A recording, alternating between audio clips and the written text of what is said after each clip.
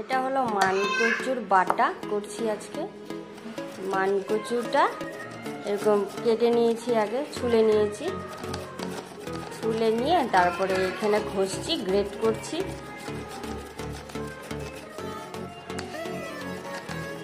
গ্রেটটা হয়ে যাবে, গ্রেট করার পর তারপরে বাকিটা দেখাচ্ছি পরে।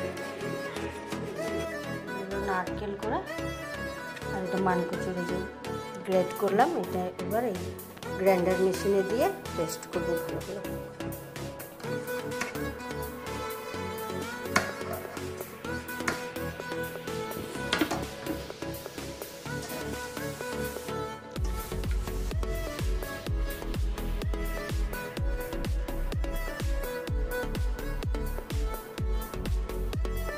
নারকেল করা পরিমাণ মতো অল্প দিলে হবে, আর যে যেমন ঝাল খায় কাঁচা লঙ্কা অ্যাড করতে পারে।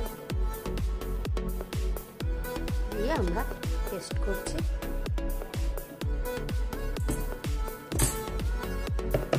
হয়ে গেল, এটা ফাইন পেস্ট হয়েছে। আপনারা ইচ্ছা করলে এটাকে শিলনোড়ায়ও বাটতে পারেন। আমি এখানে সব বের করে নেব।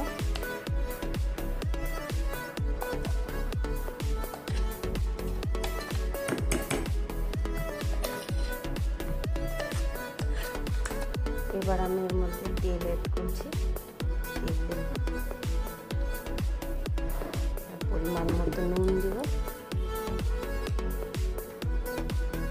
ব্যাস, এবার মেখে নিলেই রেডি মানকচুর বাটা। আপনারাও ঘরেতে বানিয়ে টেস্ট করবেন, দেখতে খুব ভালো লাগবে।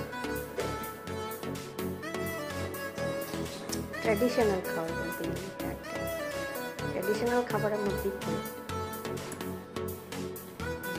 খেয়ে ভাতের সাথে, গরম গরম ভাতের সাথে